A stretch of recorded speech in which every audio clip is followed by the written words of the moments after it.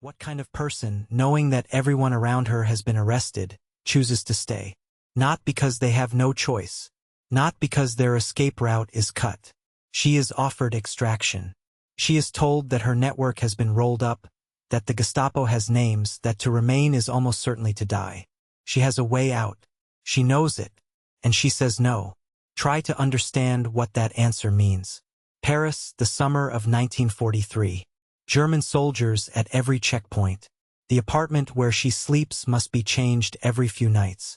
The radio she carries, the radio that is the reason she exists here, the thread connecting the French resistance to London, weighs 30 pounds and makes her a target every time she moves it. The Gestapo has detector vans cruising the streets, triangulating broadcasts. She knows all of this. She stays anyway. Her name was Noor Inayat Khan. She was 29 years old. She was the last wireless operator standing in occupied Paris, and she had decided that leaving would mean that London went dark, and that was something she would not allow. To understand Noor Inayat Khan, you have to begin far from Paris and far from Europe. She was born in Moscow in 1914, the eldest child of Hazrat Inayat Khan, a Sufi mystic and musician who had brought the teachings of the Chishti order from India to the West, and who was himself a descendant of Tipu Sultan, the 18th century ruler of Mysore who had fought the British to the last and died defending his city rather than surrender. That ancestry mattered. It was not something Noor wore as decoration. It was something she had absorbed, gradually, through a childhood spent in a household where music and philosophy and the obligations of conscience were as present as bread. Her father died when she was 13. The family, her mother, an American woman named Aura Ray Baker, and 4 children, moved to Paris, to a house in Chourisons on a hill above the Seine. Noor grew up bilingual in French and English, studied child psychology at the Sorbonne, wrote children's stories for radio broadcasts and magazines. She was gentle, musical, thoughtful. People who knew her described someone who could not bear to see any living creature suffer, who asked questions others did not think to ask, who had a quality of attention that made whoever she was speaking with feel genuinely seen. She was not an obvious candidate for clandestine warfare. When the Germans occupied France in June 1940, Noor and her family escaped to England. She could have remained safe there. She could have continued her writing, supported the war effort in any number of ways that did not involve personal danger. Instead, she enlisted in the Women's Auxiliary Air Force and trained as a wireless operator, the person who sends and receives coded messages, the communications backbone of any covert network. She was good at it. More than good. In 1942, she was recruited by the Special Operations Executive. What drew the SOE to her was what had drawn her to the wireless. She was quiet, technically skilled, and possessed of a capacity for focused concentration under pressure. She also spoke perfect French with a Parisian accent. She had grown up in Chourisons, after all. In occupied France, accent was the difference between passing a checkpoint and not passing it. The SOE needed people who sounded like they belonged, nor sounded like she had never left. She trained through the autumn of 1942 and into 1943 fieldcraft, communications security, cover story construction, the 1,000 small practical disciplines that separated agents who survived from agents who did not. The training was demanding and the washout rate was high. She completed it. She was given a cover name, Jean-Marie Renier, and a field code name, Madeline. The Special Operations Executive was Churchill's answer to occupied Europe, an organization tasked with subversion, sabotage, and the support of local resistance movements. Its French section, F section, ran agents into occupied France, and the most dangerous of those agents were the wireless operators. They were the most exposed. They were the most hunted. A wireless operator's job was to transmit coded messages from the field back to London intelligence, requests for supply drops, coordination with local resistance groups. Each transmission had to be short, because the Gestapo's detector vans could triangulate a signal in 20 minutes. Operators were told to keep broadcasts under 15 minutes. They were told to change location frequently. They were told that their life expectancy in the field, statistically, was 6 weeks. Noor's SOE assessment reports are still in the National Archives, and they make for complicated reading. Her evaluators were uncertain about her. She had excellent technical skills, genuine dedication, and courage that was clearly real. But they worried about her emotional sensitivity, whether it would compromise her ability to maintain the psychological distance the work required. One report described her as not overburdened with brains. Another called her a splendid, vague, dreamy creature, far too emotional. These assessments look very different in hindsight. She was deployed to France in June 1943 under the field name Madeleine, as the wireless operator for the Prosper network, one of the largest resistance networks in Paris. She had been in the field less than a month when the network collapsed. The Prosper disaster was one of the worst intelligence catastrophes of the SOE's existence. In the summer of 1943, the network was rolled up with devastating speed. Its leader was arrested.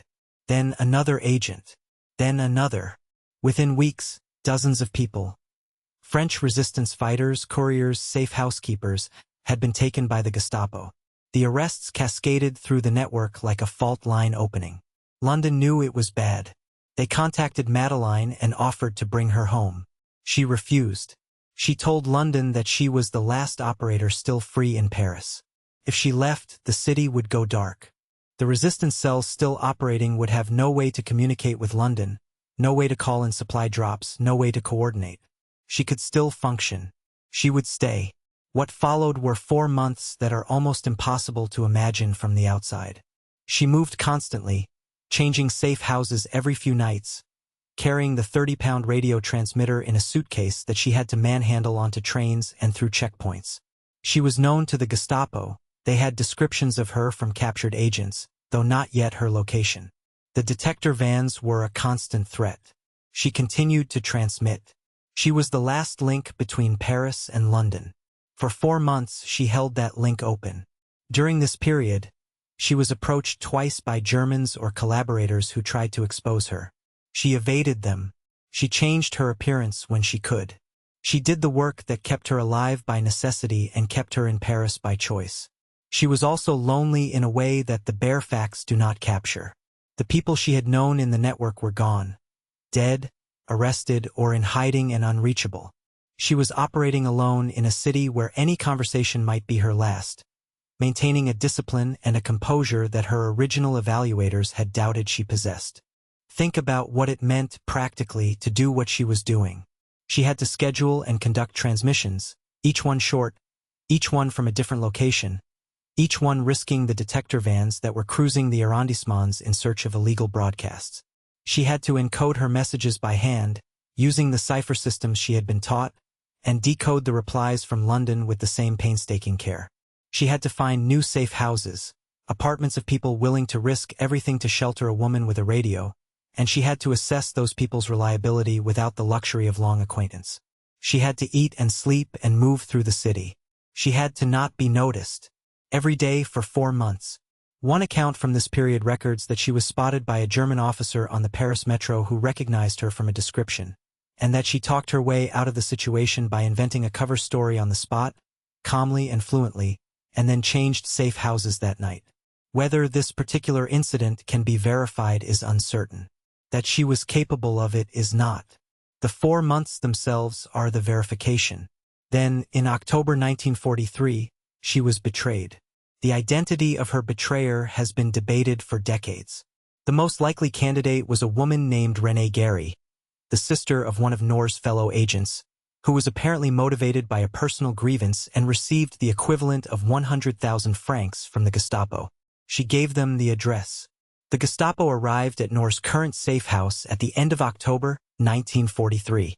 She attempted to escape through a window. She was caught. Even in capture, she did not make things easy for them. She attempted to escape from their headquarters 3 times. The 3rd attempt, she nearly made it, got as far as the roof before she was caught. After the 3rd escape attempt, she was designated highly dangerous and transferred to Germany under special security classification. At her Gestapo interrogation, she gave them her name and nothing else. Despite prolonged questioning, she did not give them a single name, a single safe house, a single address that could be used against the network still functioning. They did not break her. She was imprisoned first in Germany at Pforzheim, in conditions that the post-war War Crimes Commission would describe as exceptionally harsh, solitary confinement, chained with almost no human contact for 10 months. Her guards later testified that she never gave up information and never stopped attempting to communicate with other prisoners. One guard recalled that she managed to scratch messages in the wooden surfaces of her cell, attempting to leave some record, some trace, something that said she had been there and had not given in. The 10 months at Pforzheim are among the hardest portions of this story to contemplate. The resistance cells she had kept alive through her transmissions continued their work. The Allied armies that she had helped supply with intelligence were advancing across France and into Germany. The liberation she had stayed to serve was coming. She did not know how close it was, and she could not reach it. In September 1944, she and 3 other SOE women, Yolanda Beekman, Madeleine Damerment, and Elaine Pluman, were transferred to Dachau concentration camp. They were executed on the morning of September 13, 1944. They were made to kneel. They were shot. According to a witness account that emerged after the war, Noor Inayat Khan's last word before the shot was fired was a single word in French, Liberté. Whether this is precisely true or has passed through the distortions that all accounts acquire in the telling, it is true enough. It is true to who she was and what she had chosen. She had gone back to French soil to fight for liberation. She had stayed when staying was near certain death. Whatever she said or did not say at the end, the arc of her choices speaks clearly enough. Noor Inayat Khan was awarded the George Cross posthumously in 1949, the highest civilian decoration in the British Commonwealth, awarded for acts of the greatest heroism or for most conspicuous courage in circumstances of extreme danger. She was also awarded the Croix de Guerre by France. There is a bust of her in Gordon Square, London, unveiled in 2012. There is a plaque in Shrabani, where she grew up, outside the house her family lived in. Her personnel file in the National Archives runs to hundreds of pages. But the thing that endures beyond the medals and the commemorations is the decision itself. The moment when she was offered the exit and she said no.